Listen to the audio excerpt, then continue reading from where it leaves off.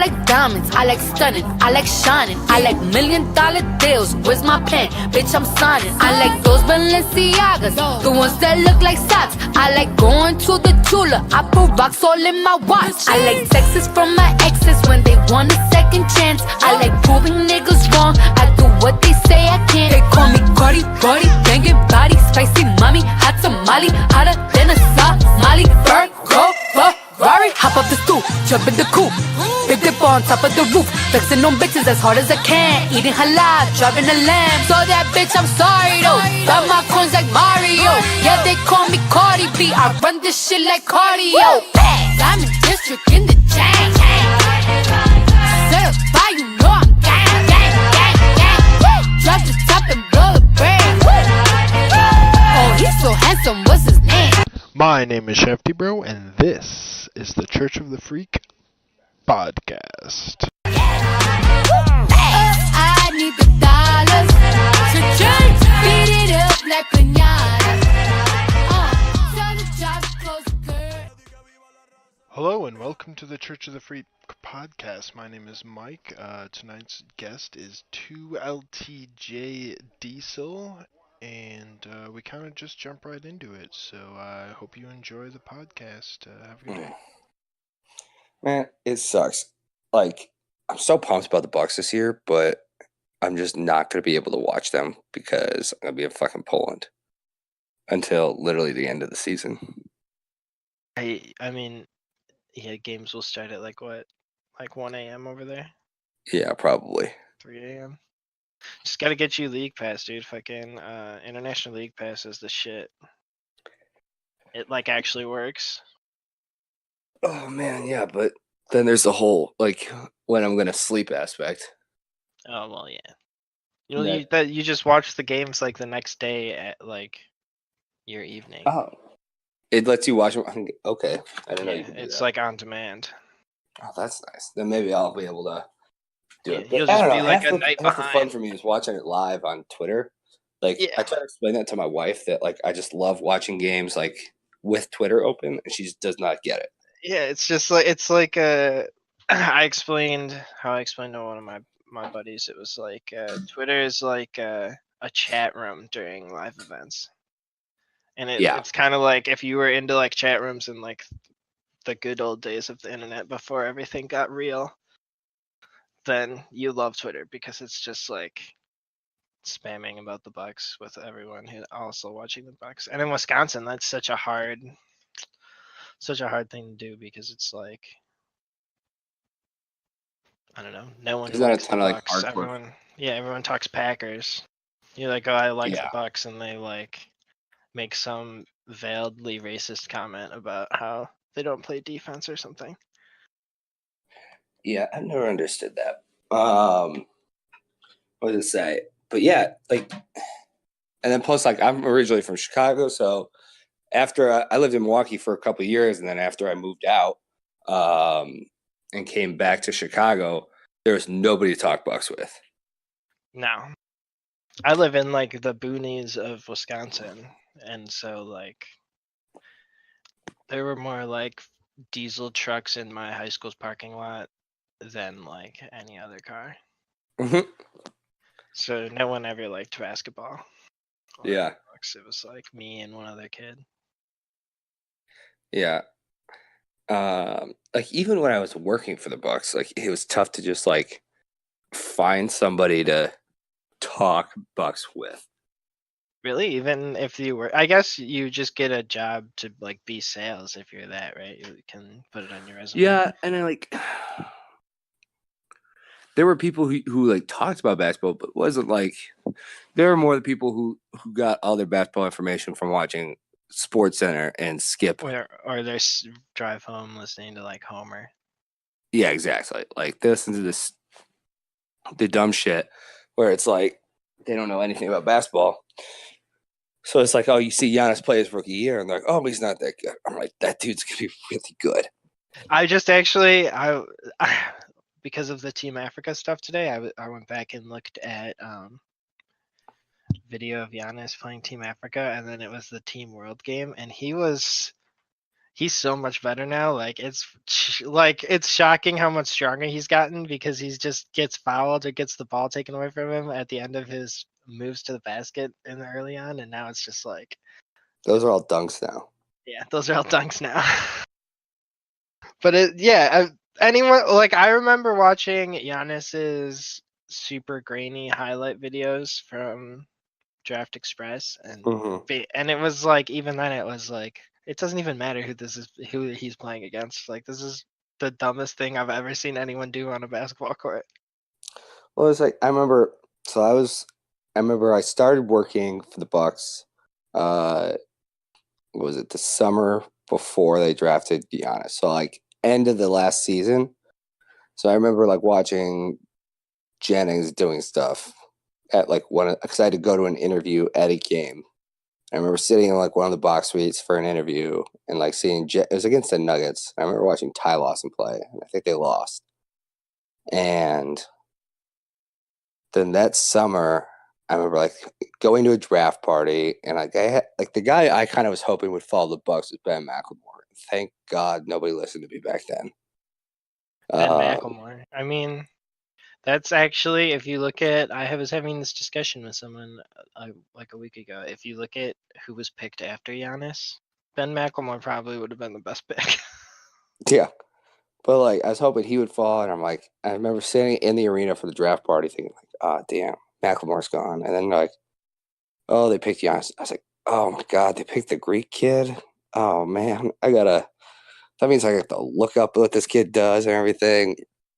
And I started watching his highlight videos. I was like, okay, so like he's like 6'8", 6'9", so he's a small forward. That's a good position to have. And like, oh, he's got some handles. That's good. So he could be kind of like a ball handling forward. That's valuable. I remember thinking to myself, I'm like, okay, watching this play a few times, like I think he could be like a really good like Scottie Pippen, like secondary guy was his ceiling of like who would be like an awesome defender and ball handler, kind of like Iguodala was his ceiling to me. And I'm like, that's a really good second best player. So they've got something. Yeah. And then I'm like, I could never, and like that was like my most optimistic projection on, and then he just like blows that out of the water. Well, that's good that you saw he could be at least semi good. Yeah, I was all in all like the whole time, but yeah. that was just like a combination of my Bucks optimism and my optimism on most prospects. But you ever think about that offseason?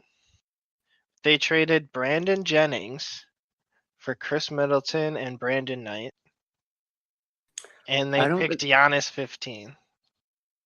Well, here's the thing too. So like I remember sitting in a couple of meetings, like so we went to like workout. We'd bring clients to the workouts over at the practice facility, and I remember after the trade, it was a couple weeks after the trade, and they're having scrimmages and stuff, and like we'd bring clients to watch workouts.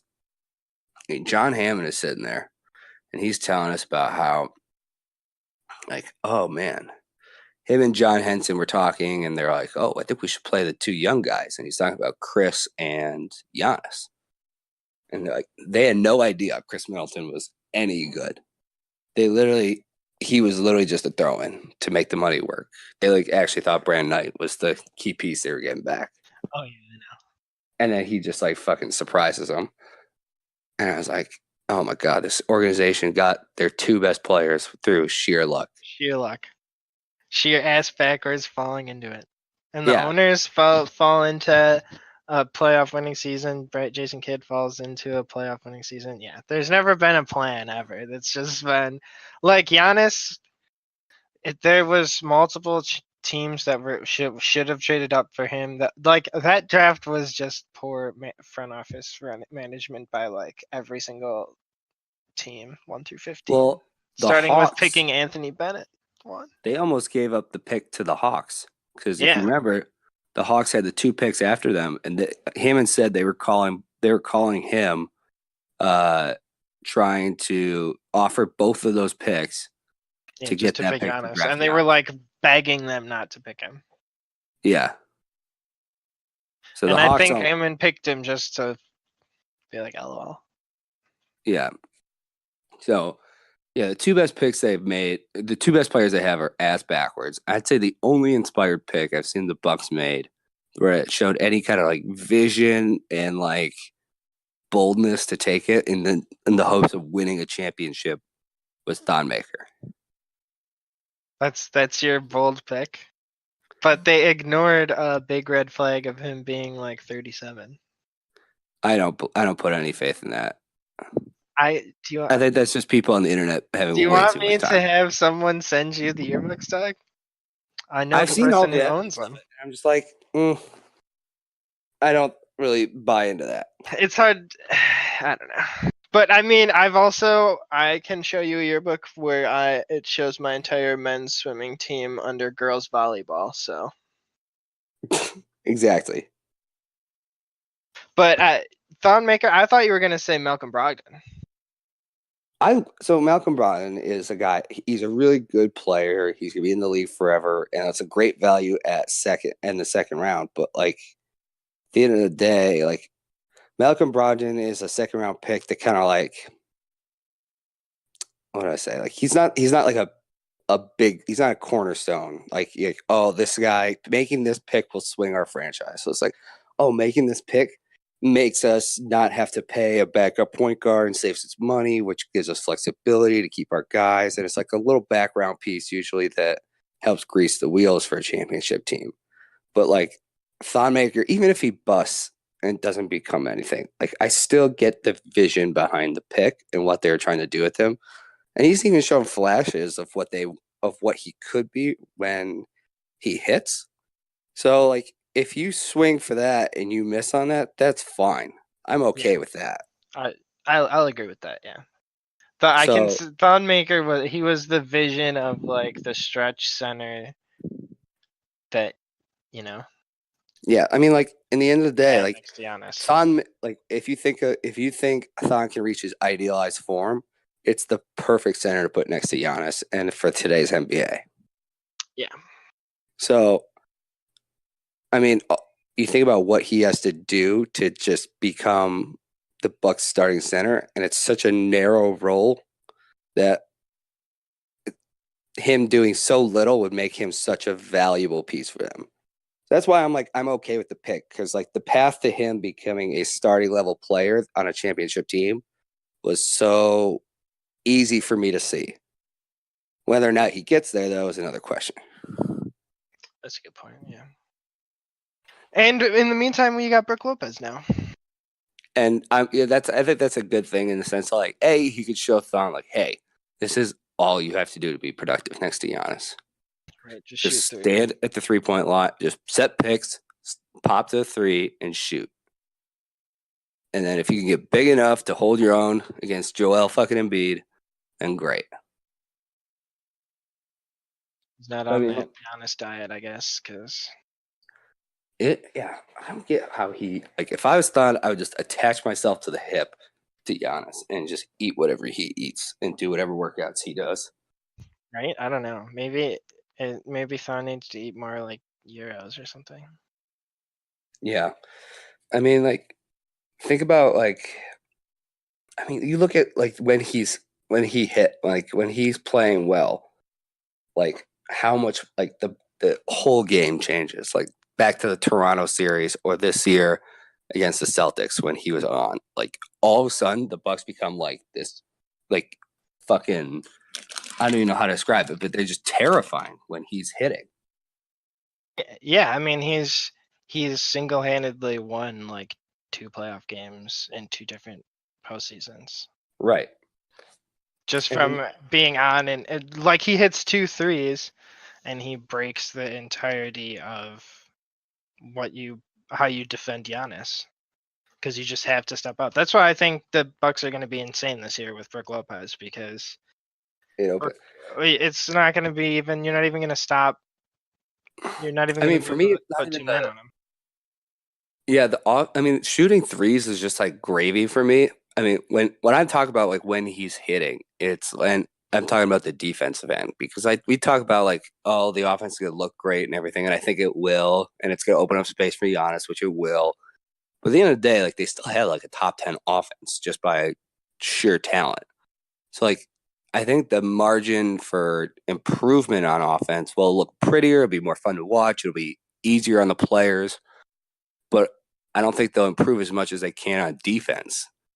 And that's where like having Thon out there on defense who can actually make a switch and track a ball handler down and protect the rim. Having him and Giannis protecting the rim is what like completely changes game. Like those dudes blocking shots is what's igniting the break. Because that's what I remember most in the playoff series about Thon is whenever he would block a shot, almost always it would end up in a Bucks player's hands, and they would start the break and end with a dunk. Yeah. So that's what I see for him is like if he's hitting threes, that's gravy. But I'm hoping that when he's hitting, it's that he's able to stay on the court because of his defense and hold his own and not get abused there, which I think should be very achievable for him to just simply know what's going on and be able to be in the right place at the right time. Yeah, and I think I would agree with you that this year the defense is going to improve a lot more than the offense. Yeah. But both will get extremely better. I think the offense, the difference will be it'll be just like much more easy to watch. Like, I don't know how many more times I could just watch Giannis get the ball at the high post. I mean, And I just could have to watch. like bludgeon his way to the rim.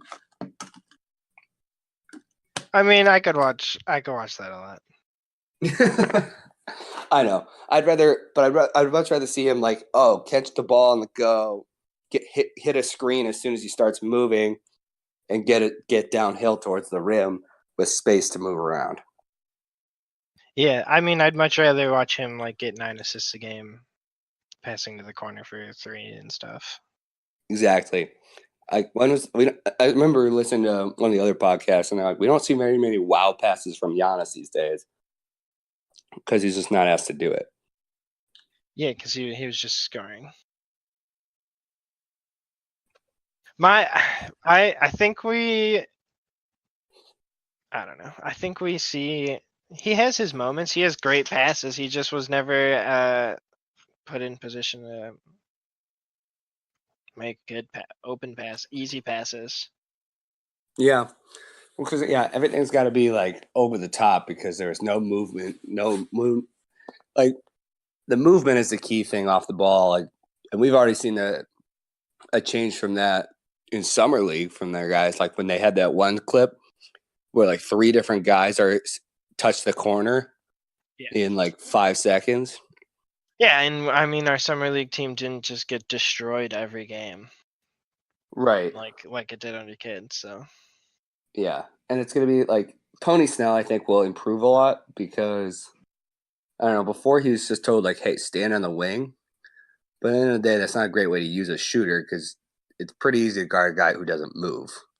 So that's one of the things they hope Bud does is gets a lot more off-ball movement and kind of like if we're gonna pay Tony Snell $11 million a year, let's at least move him around the court and try to make him a weapon rather than just like an ancillary piece.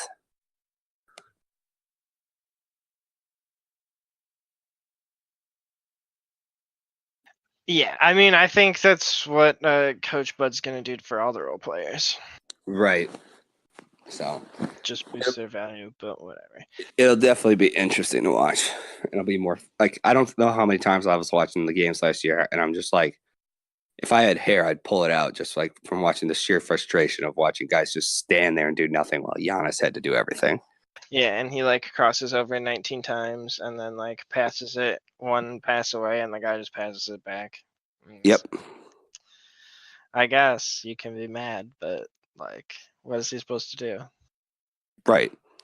Well, it's just like I'm thinking like, what's the plan here? Like, what are they trying to accomplish on every possession? And then there was no goal to their movement, no purpose to it. And it was just kind of like whenever they passed the ball, it was just to pass the ball rather than, oh, we're trying to get this open look here, or we're trying to get this guy we're trying to force this rotation. There's never like a purpose behind it. No, that would be way too much thinking. Yeah. So I'm curious to see if the players will adapt to that and be able to think the game at a high level, because right now they haven't shown a ton of ability to do that other than Giannis and Chris. I mean, even Giannis has mistakes. Yeah. He's not taught as well as Well, he could have been. Giannis has that natural vision though, where like you see him like running the break, for example. And one thing I'll always remember is it was Jared Bayless's last year, and he's running the break, and he starts on like the right side of the center of the court, and he sees Jared coming trailing on his behind him and to the right, and he crosses the guy over to the left to try and bring them over to pull the help over. And as soon as it happened, he instantly hit Bayless for a wing three that was wide open. You could tell he just saw that, and instinctively he's like, all right, I'm going to do this to get this result rather than I'm just going to do this to try to get to the hoop.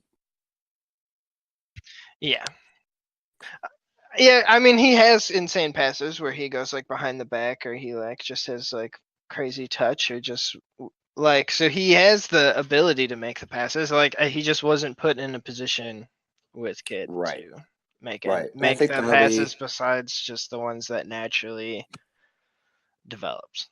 Yeah, if I was Bud, I would challenge him to increase his assists this year at the expense of his scoring.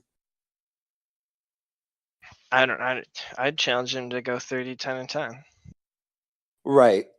Obviously that'd be great, but I'd say like, hey, your priority is to be the engine of the offense, and you know, we'll obviously go as you go, but like it's like LeBron, like nobody else on the team is going to be able to create on this team as well as he can. So he has to be the primary creator and be pulling guys in and getting other guys their looks. And then that'll help him and make him realize, and vice versa, that that's going to help him get more looks by getting other guys hitting. Yeah. But Yeah, it'll be fun. You'll have to watch it in the middle of the night.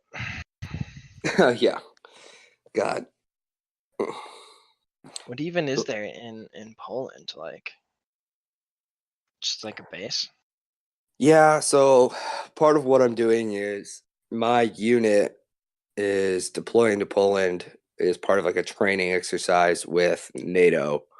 And we basically just go all across Poland and the eastern like European countries, just doing training exercises with them. And the primary purpose is to kind of be like a show of force that to keep Russia from advancing into Eastern Europe. Interesting. That's hilarious. Yeah, so we're not like doing any combat, but it'll be a lot of like joint training missions with NATO forces. It's just And run around in the woods, and yeah, I feel like I'm gonna be sleeping a lot in the woods. that'll be fun. It's like No. camping. Yeah, it sucks. So my tax dollars are paying you to go to Poland and camp. That's what you're telling me. You'd be surprised what your tax dollars will pay for. No, I'm never surprised actually. So a funny story recently is we were in the field a couple weeks ago, and our unit forgot to request ammunition for our training exercise on the field. So we usually use blanks. They forgot to request the ammo, so we went 3 days without using ammo for any of our practice exercises. And then the last day, they finally got us the ammo for about a week's worth of training. So of course we only used like 1/10 of the ammo for one mission. And then they're like, well, we got to get rid of it all. So we just shot up all the ammo just for the sake of shooting it. I'm That's like, fun. that costs at least like $5,000 that we just wasted right there. You got to get rid of it. Yeah. So like when you were doing the drills, you guys would just like pretend shoot. Yeah, Pew, pew, we would pew, say pew. we literally would say bang bang and pew pew. That's awesome.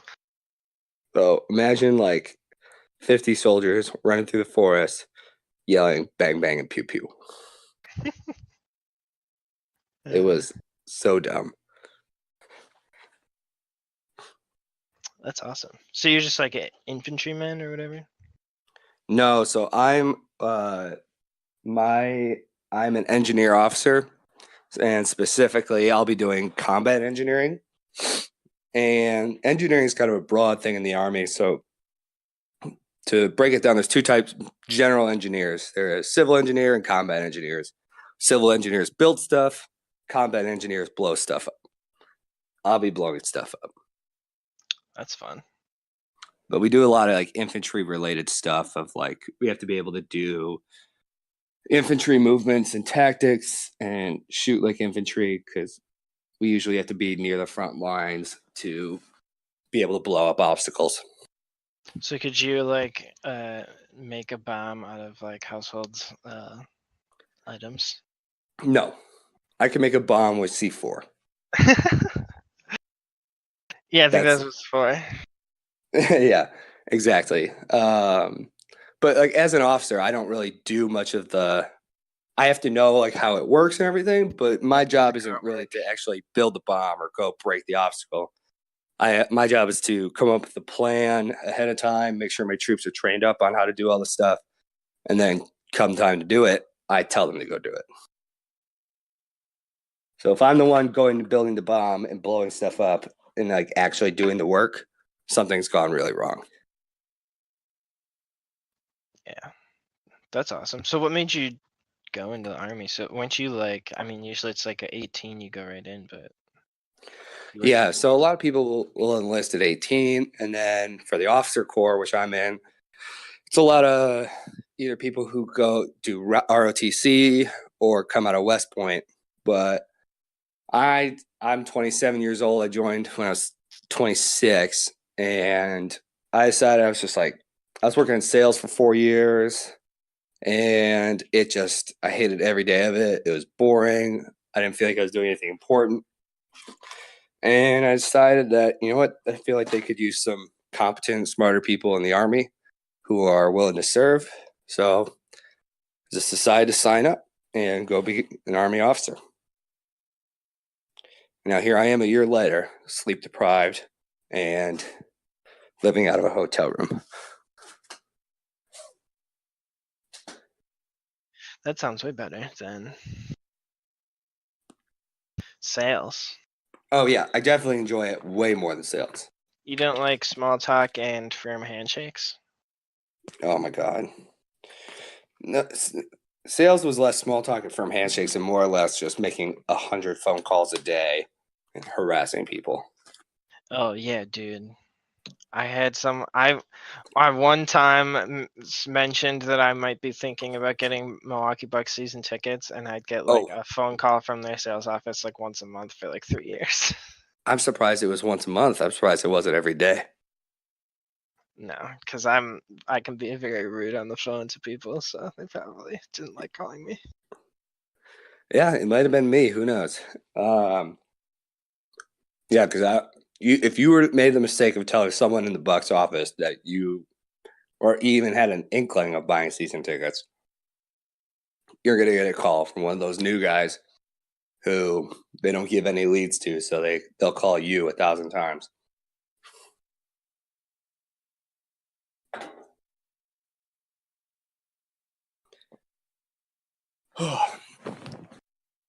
So,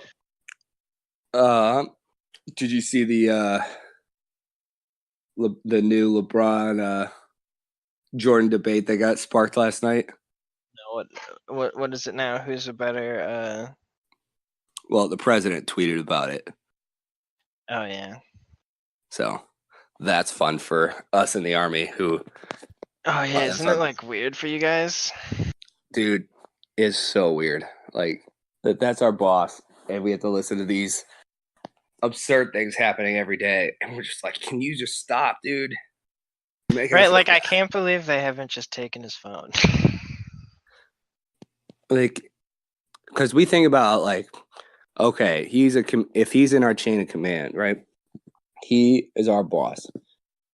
There is no way that any of us would ever be able to put this kind of stuff he puts on social media and get away with it. No. So it's just frustrating. Yeah, that's got to be such a weird dynamic, especially with how politicized everything's getting. Yeah, I mean, like, it sucks too. I mean, the thing that annoys me most is, like, these days, everything getting politicized, like, the troops get politicized a ton because we have such, like, a high approval rating from the general public. So politicians love to try and use troops as a political tool.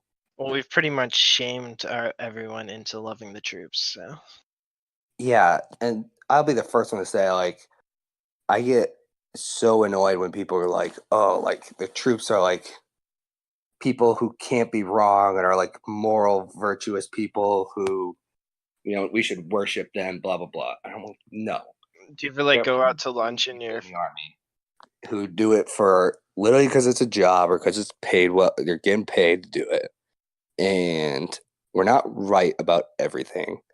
And just because like someone from the troop says like, "Oh, I believe this," doesn't mean it's right. So, yeah, that annoys the shit out of me. Do you ever go out to like lunch in your fatigues or anything like that? Not when I'm not at base. I try to avoid we try to avoid wearing our uniform when we're not on the job because it's like you're on the job all the time. So anytime you can just not wear a uniform, it's great. And then B, like it gets so annoying when if you're out in public and Everyone you have shakes your hands. everybody comes up to you and is like, "Thank you for your service." I was like, "Okay, I'm trying to like go to this. I'm trying to get to my flight real quick, and you're holding me up right now, or I'm on the phone. Can you leave me alone, please?"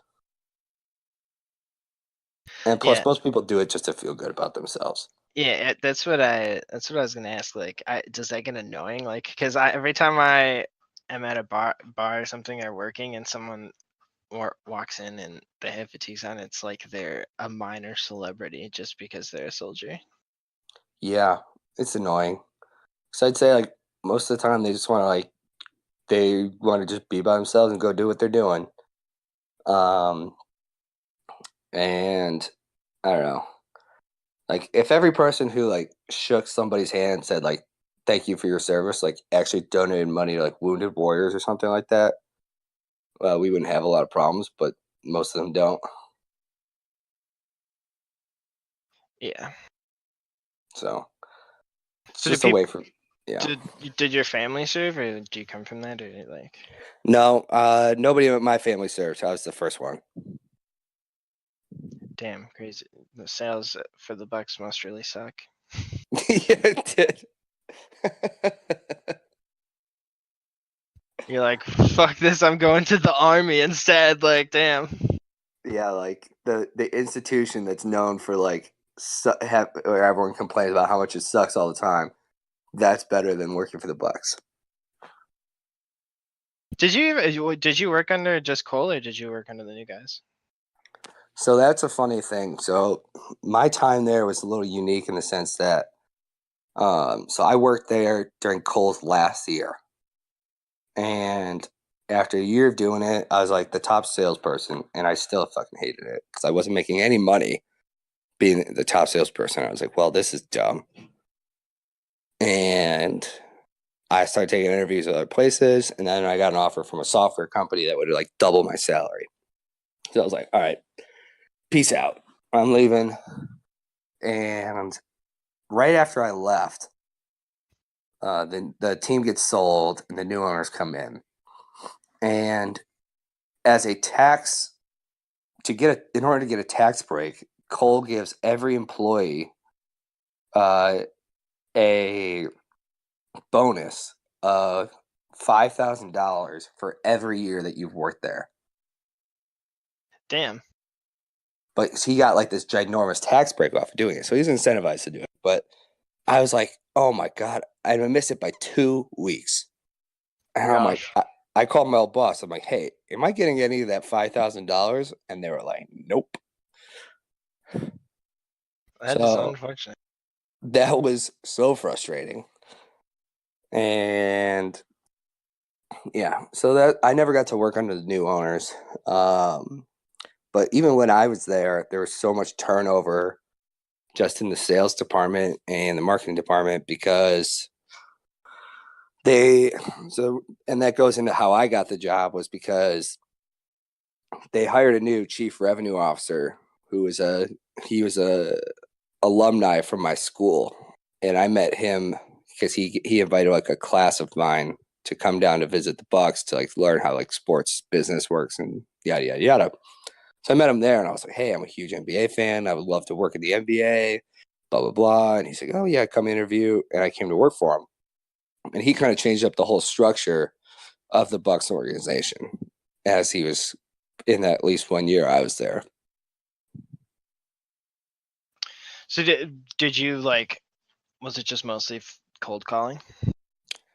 Yes, it was mostly cold calling. I'd make like 100 calls a day, send like 50 emails at least. And then I just set like a certain number of appointments with clients every week to go try and sell them. So I'd either go invite them down to the arena for like a tour where they could see the seats and like sit in the actual seats and go see the locker room, all that jazz, or I'd go meet them at their place of work. And I usually try to only sell to businesses because selling to individual fans is a lot of work for little payoff. So I usually just go around to corporate offices and try to sell them tickets. That's the best way to do it. Yeah. But yeah, it was a shitty job because it's like it's such a grind to make 100 phone calls a day to people who generally are pissed off that you're calling them. And you. I mean, also you were working. Now that I'm thinking about this, wasn't that the 15-win season?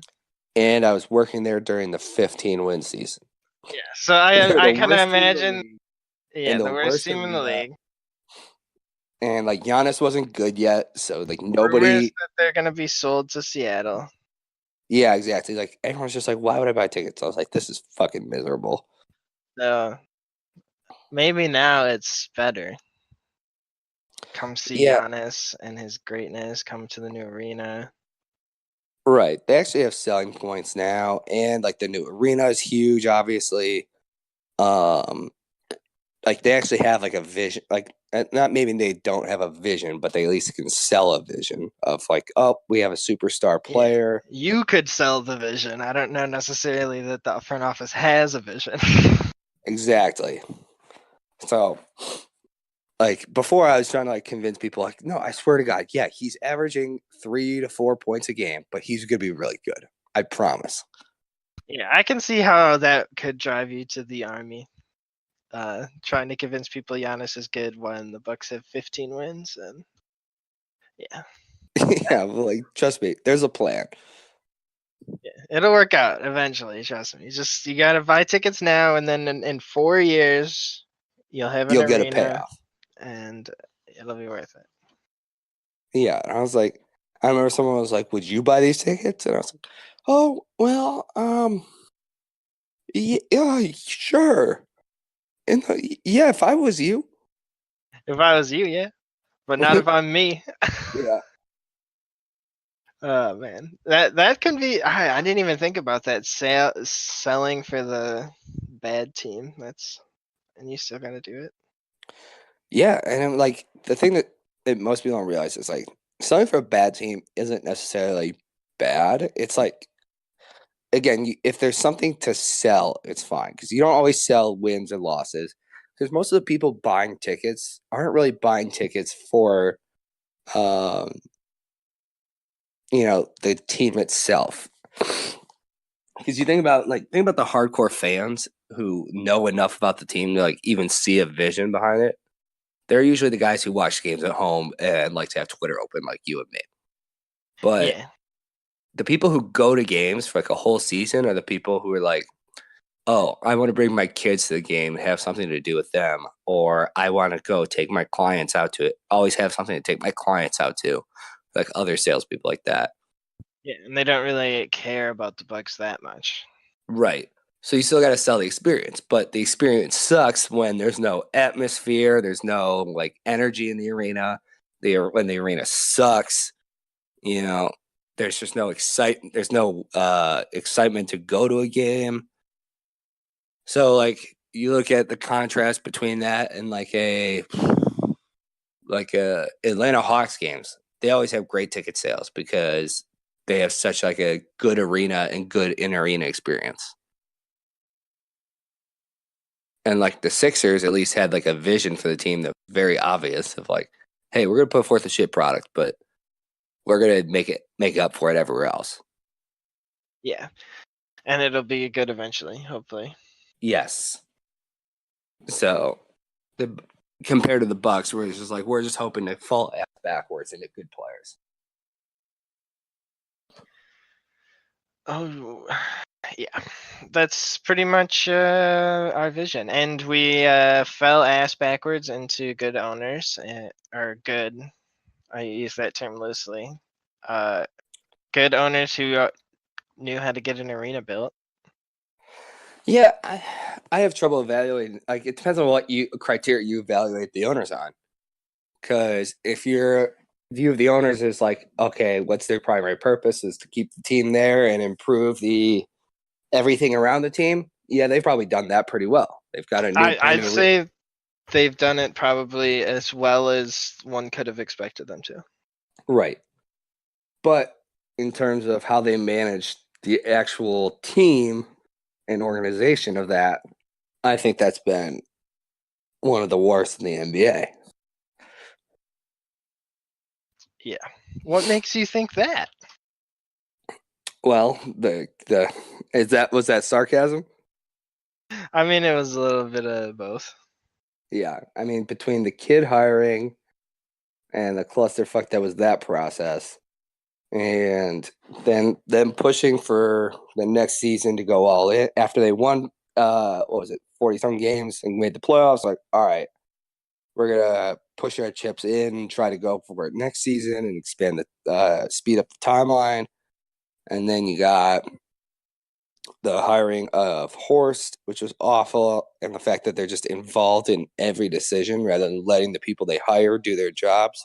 See, for me, some of that can be forgiven. Some of that can be being a new owner and you come into this team and you revamp everything and you make the playoffs after 15 wins and you can, you can be high off your own farts for a second there. And But that's the thing is like you don't get a learning curve in this sport. no, but I mean they did. They had that one season after the playoffs. They made the Jason Kidd mistake and they could have, with the horse signing, they could have erased their mistake and just signed Zanuck and been like, okay, Zanuck, you're in charge. We're going to Puerto Rico. Right. But again, it just shows that that the process behind everything is such a clusterfuck. Because like it's the definition of how they said, like, they mocked the process and only talk about the results. Yeah, hashtag the results. That's like one of the dumbest things I've ever heard. I could think of saying, and And that just goes to show that, like, I'm a big, like, if you or if you have a repeatable process for success and you dedicate to the process, which the results will usually take care of themselves, which is why I'm a big fan of Philly right now, because they took that to the extreme and it's working out for them. But like, oh man, like the whole, like, I hate owners who get involved, and you can see that from day one that they were going to be involved all the time, because like the best owners are the ones who are like hands off and don't do anything.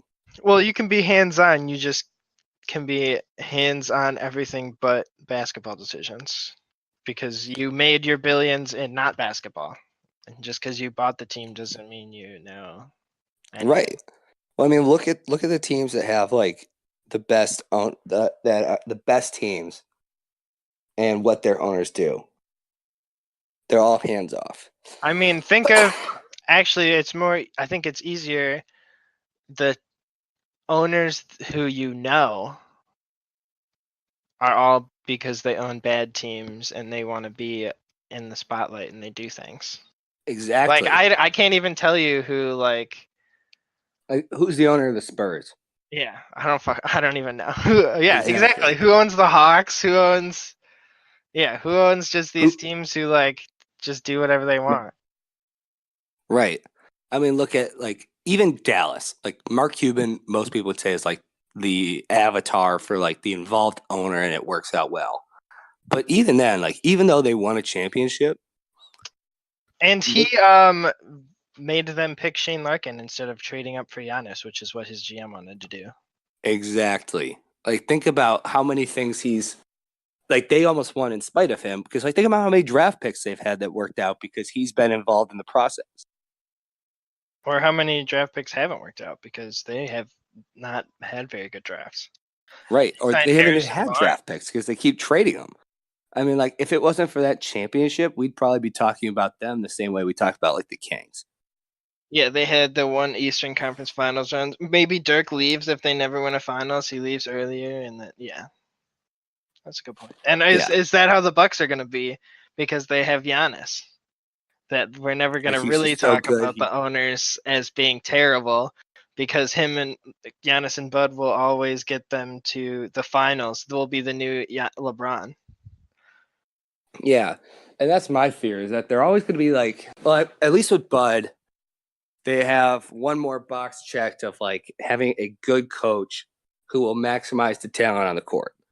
So they've got a couple boxes checked of like they have the top 5, a top 5 caliber player. They have a top 20 caliber player. They have a Top top 5 tier coach. coach who will maximize talent.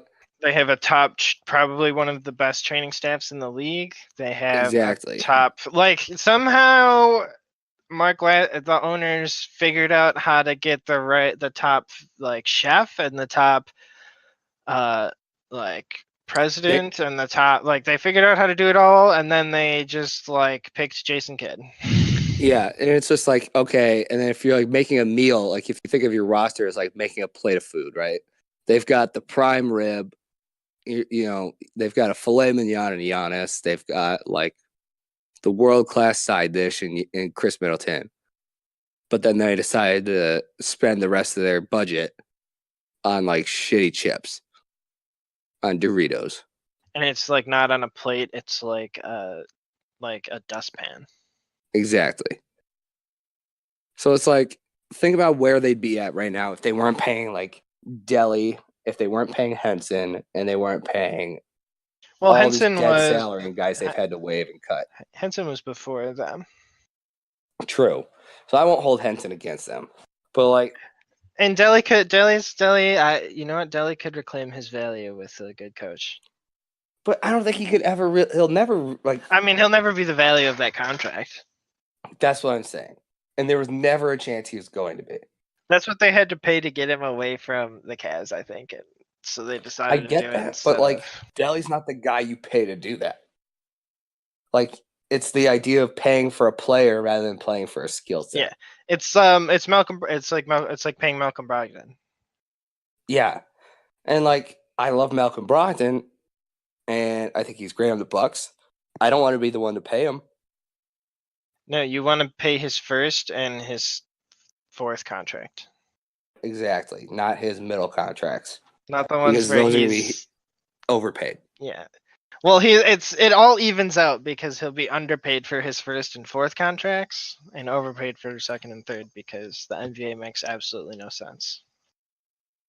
Yeah, I mean it doesn't really even out though because I mean if you're the one paying him over the entirety, it doesn't even out because the only time it matters is when you're paying him. Yeah, I mean it'll even out for him.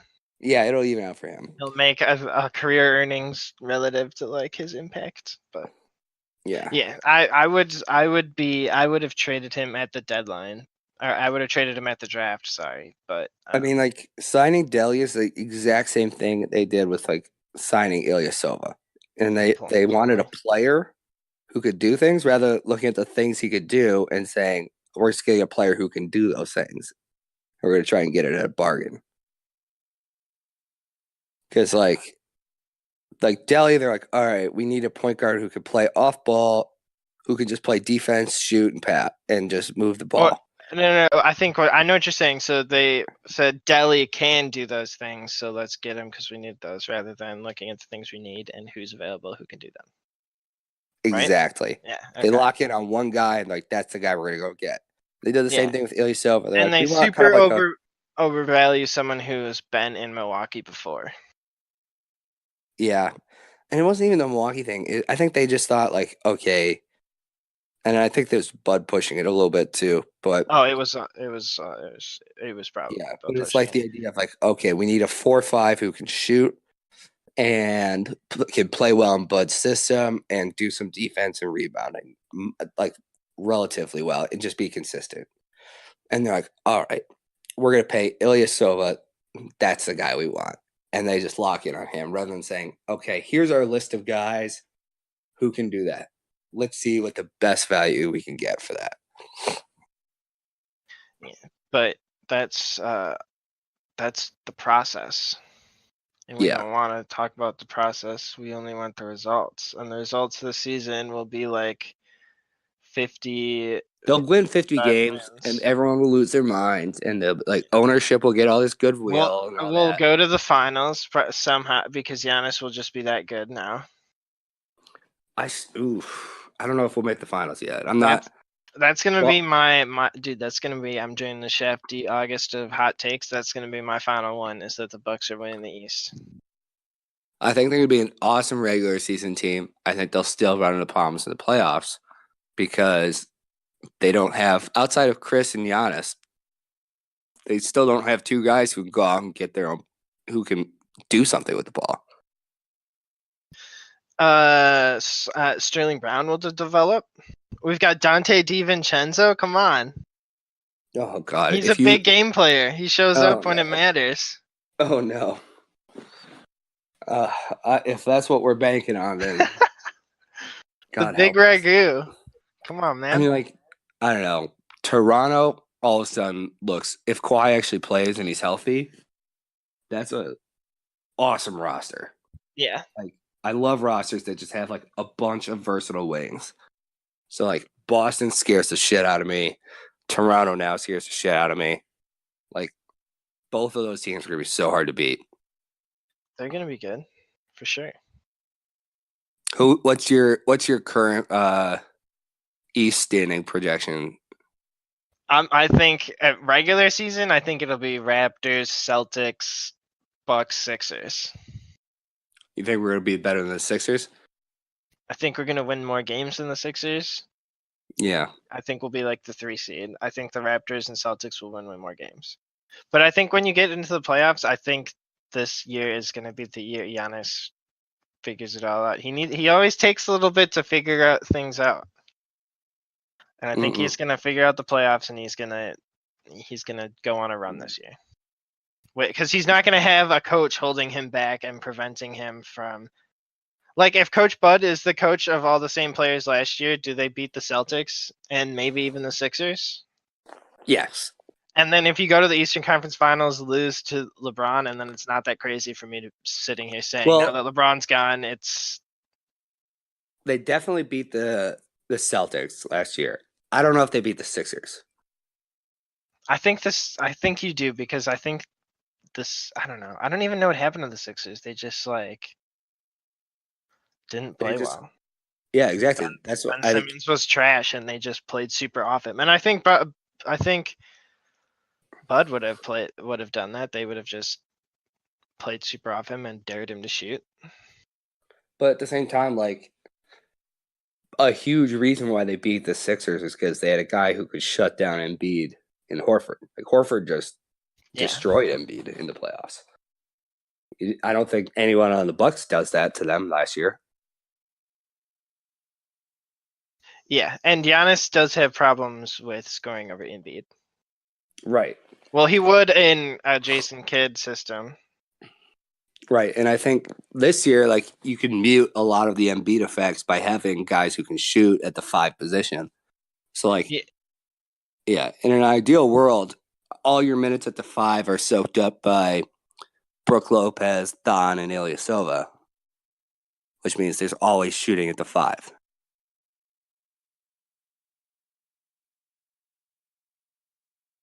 Yeah, and that's like Brook Lopez is gonna force Embiid to not even have a foot in the paint. Right. But I'm pretty sure Embiid like barbecue chickens Brook Lopez on the other end. So I don't know. I think Brook Lopez is actually a pretty good matchup for him because like Lopez isn't going to get like I don't think he'll get toasted by Embiid, but like where they'll get toasted is by like Simmons will get to the rack with ease most of the time because he'll be too slow to get over to help. But like in terms of like Embiid's gonna have trouble posting up Brook Lopez because he's just a huge dude.